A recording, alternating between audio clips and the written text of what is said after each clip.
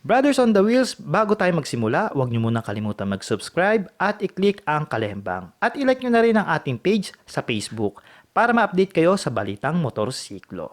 Cheers! Brothers on the Wheels, welcome sa Sort Moto at welcome sa Subic Rusi. So today's episode, pag-uusapan natin ang bagong scooter nila, ang Rapid 150. So bago pa natin muna ito i-rapid test mga brothers, kung bago kayo sa aking channel, huwag niyong kalimutan mag-subscribe at i-hit ang kalembang dyan sa YouTube, and also meron din tayong page sa Facebook. So i-like and follow nyo na rin. So mabalik ako, no? So bago tayo mag-start, no, shoutouts po pala muna sa staff ng Rusi Subic branch. Yan po sila sa pag-welcome sa atin dito at para ma-vlog itong Rapid 150. So among the scooters ng Rusi, pare-parehas siya na 125cc pagdating sa makina. Pero ito si Rapid, nagbubukod tangi ito dahil ito, ang cylinder nito, yung cc nito is 150cc. So we expect na pagdating sa power, no, sa hatak, sa dulo, teka, ang ingay eh.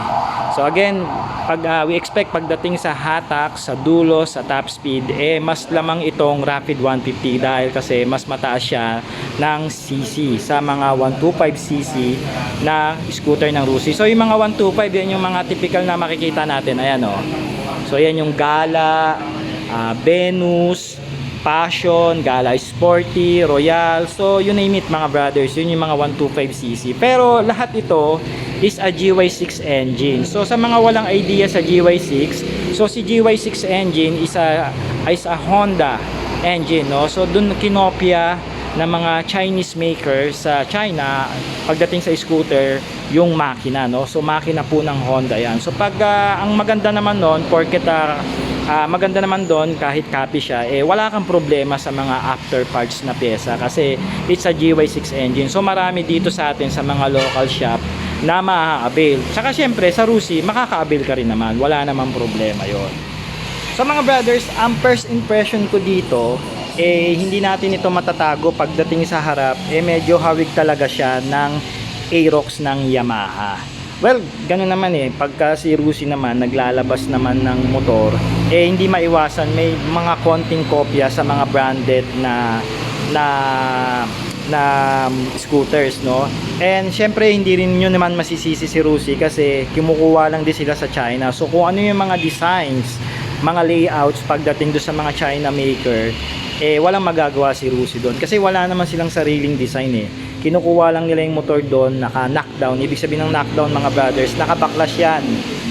Naka-kalas-kalas yan, no? So naka-box lang yan, no? Pagdating dito a-assemblein sa mga planta nila and then bago ibenta. Kasi pagka ganun yung sistema, mas mababa yung tax and duties, mas mababa yung magiging presyo niyan pagka binenta dito sa atin. Yun naman yung kagandahan. And then etong motor na to para sa akin napakaganda na kumbaga makikita nyo yung emblem ng Rusi dito. Ayan stainless, chrome na lang siya.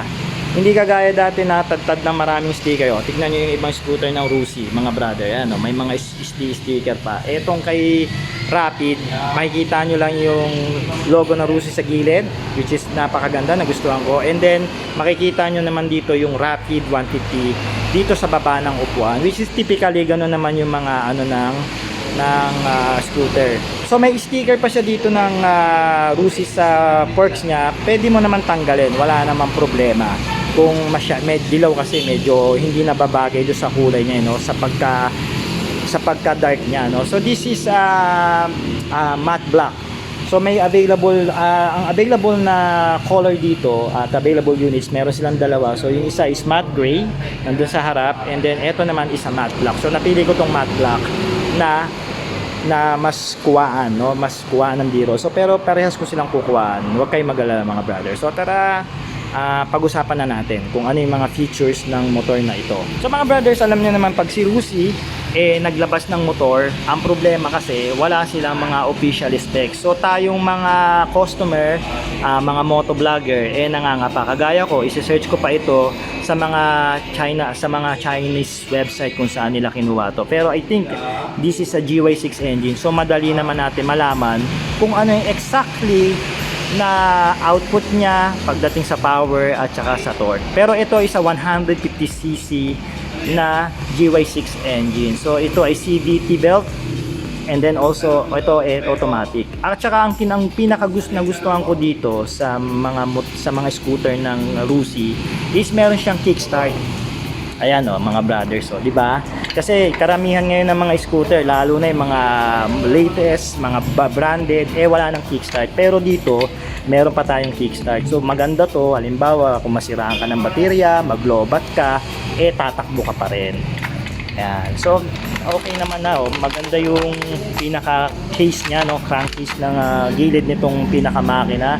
And then nagkaroon na rin dito ng konting improvements pagdating sa air filter ng Rusi. Ayan, RRA AC150. So hindi ko alam ibig sabihin ng RRA. So etong SC150, ito naman yung typical na model ng Rusi. So karamihan yan SC125. So ito SC150 since 150cc engine siya. So ito is mga brothers is a carburetor type. And then is a Euro 3 compliance na rin. Yun naman yung kagandahan sa kanya. So ayan yung makina, no? And then pagdating dito sa likod na suspension, ito is naka-dual o twin shock.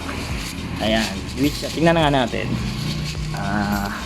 Adjustable. So pwede mong i-adjust na kung depende sa'yo kung gusto mo ng hard play o soft play. So adjustable po ito mga brothers. Kaya madali pwede mong palitan kung maselang ka, pwede mong palitan ng mga YSS brand ba yun? O Owens, depende sa'yo kung anong mga gusto mong aftermarket na shock. Pero ako, okay naman sa akin yung shock quality naman. And then pagdating dito sa preno, is ito ay naka-mechanical drum brake. Okay? Ang pinaka nagustuhan ko dito sa Rapid 150, etong gulong niya, no? Parang halos kasing size ng NMAX to. Malapad yung mags niya, and then ang size ng gulong is 130 parehas nga sa NMAX by 70 at 13 inches na wheel mags. At saka good news mga brothers, tubeless na po ito, no? So hindi na kayo magpapa-convert para ipa-tubeless. So tubeless na po ito. Tsaka mas maganda yung tubeless, no? Kung mabutasan ka na maliliit lang na butas, hindi siya basta-basta sisingaw, makakauwi ka pa. Okay, ayan move forward tayo dito sa footrest.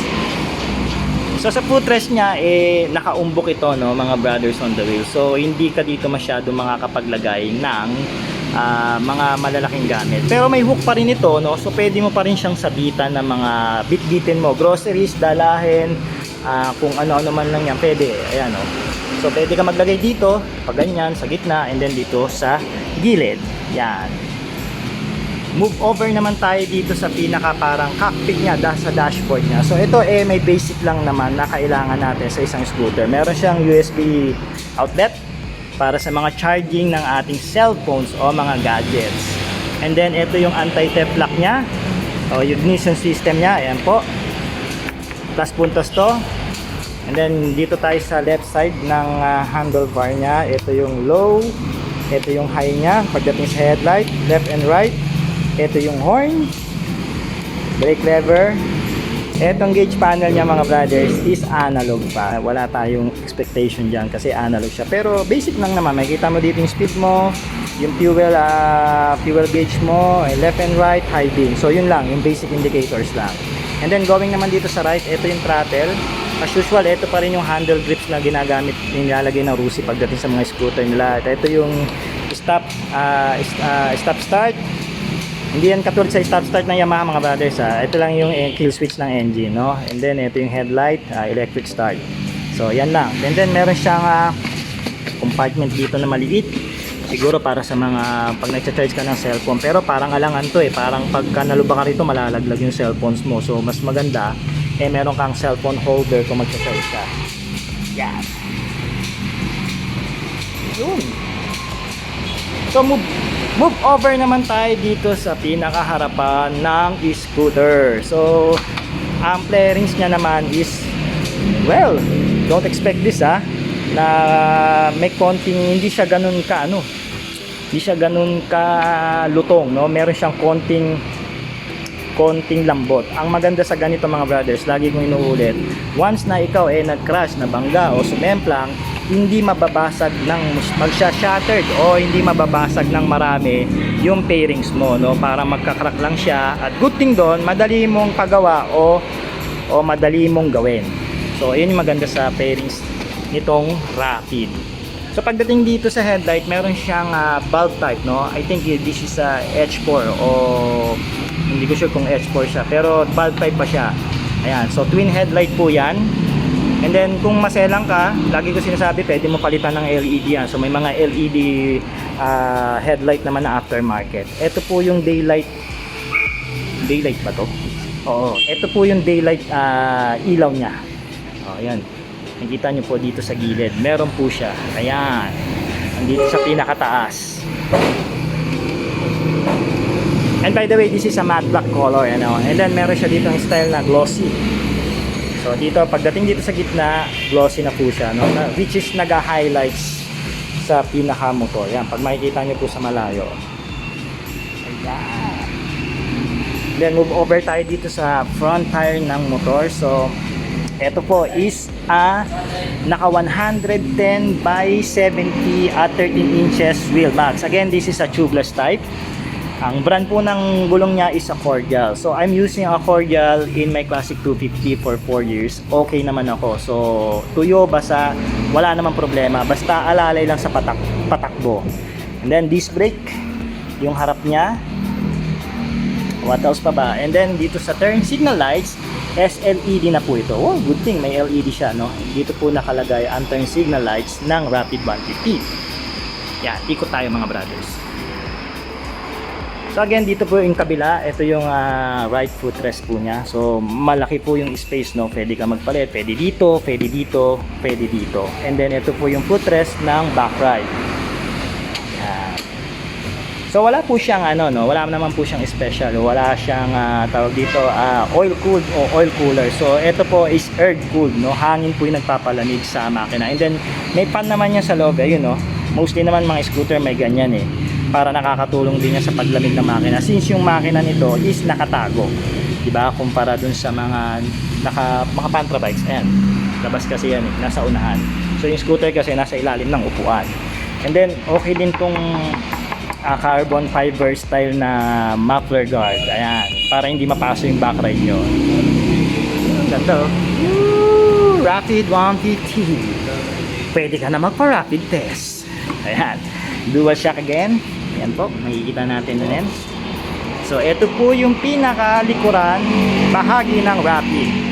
So ayan, madilim. Ayan. So LED na ba siya? Silipin natin. Yes, LED na yung taillight nito mga brothers. And then LED na rin yung signal light niya dito pagdating sa likod. Alam ko gumaganito to pag umiilaw. Wala lang battery dito so hindi natin ma-start kung ano yung magiging tsura niya. So ayan. Yan po yung pinaka rear fender ng Rapid. And then ito yung pinaka grab bar niya sa likod. Ayan, hindi siya hindi kasama doon sa fairings. Ayan yung grab bar. So maganda, no? Pagka tinignan mo sa malayo, akala mo walang grab bar, pero meron po siya. Ayan. So move over na tayo dito sa upuan. Ayan, yung upuan niya para sa akin kung nakakita na kayo ng Sinski Big Boy 150, ganun na ganun, malapad. Teka, upuan ko. Please matest natin. So, ayan. Ayan, ganda, komportable siya, no? Pwede kang umusog sa likod and then pwede kang umusog sa harap. Depende yan sa height mo, kung mababa ka o matangkad ka. Ayan. So, may dalawang position yung paa. Pwede dito, pwede dito. It's up to you. Pero ako, mas komportable ako dito. Ayan. And then, yung riding position niya is upright position mga brothers. So ito komportable pagdating sa mahabang ride o long ride. And then also hindi ka rin ganun kapagod dito kung maista ka sa mga punyetang traffic. Ayan. And then okay din tong back ride na upuan niya sa likod para sa mga back ride natin. Ayan. Although medyo manipis siya, pero nandun yung lambot no? Tsaka yung lapad, nandun yung comfort. Tsaka mas manipis, mas maganda, mas mababa, no? Pabor yan sa mga 5'5" pababa na rider kagaya ko. Yan. Welcome to the club. buksan natin ulit. Ayan, buksan natin tong loob para makita na natin kung anong meron ng compartment. So sa compartment, mga brothers on the wheels, hindi naman ganong kalakihan. Pero as you can see, pwede magkasya dito is kapote, tools, documents, else pa ba? Inuming tubig, yan, pwede yan. Yan, magkakasya. Teka, testing. Ayan. Ayan po, ako may dala akong hard disk, no? Bumili ako ng hard disk ng computer ko kasi napupuno na yung vlog natin. Puno na yung 500 gigs, so bumili na ako ng 1 terabyte. So ayan, ganyan siya. Yan po yung magiging itsura niya. Yan, simple lang. And then ito yung lalagyanan compartment ng battery. And then ito yung gas. Walang official dito na nilabas kung ilang liters yung gas, pero sabi sa akin na mekaniko rito, same din ito sa mga previous scooter nila na 4 to 5 liters yung tank capacity ng Rapid 150 pagdating sa tangke. Yan, nandito po yung gas niya, no? Sa ilalim pa rin ng upuan, wala po sa floorboard. And then nandito yung chassis number every time na magpaparehisto ka. Yan. Kunin ko na to, baka masama patay tayo dyan. So mga brothers, all in all, for me this is a good deal, no, for a 65,000 scooter, no, ng Rusi. Then plus meron itong warranty na 1 year. Parts and service po yan, any branch ng Rusi Motorcycle. So yung details naman ng presyo pagdating sa down payment, nandiyan naman sa gilid, dating gawi pa rin. Tignan nyo na lang. Okay, so ako po si Art ng Short Moto, mga brothers on the wheel. Sana nagustuhan nyo ang ating kwentuhan dito sa Rapid 150, no? And I hope magkita-kita po tayo ulit sa next episode ng Short Moto. Okay mga brothers, mag-ingat po kayo sa pagmamaneho. Happy weekend po and cheers. Hi Taylor, shoutout sa'yo.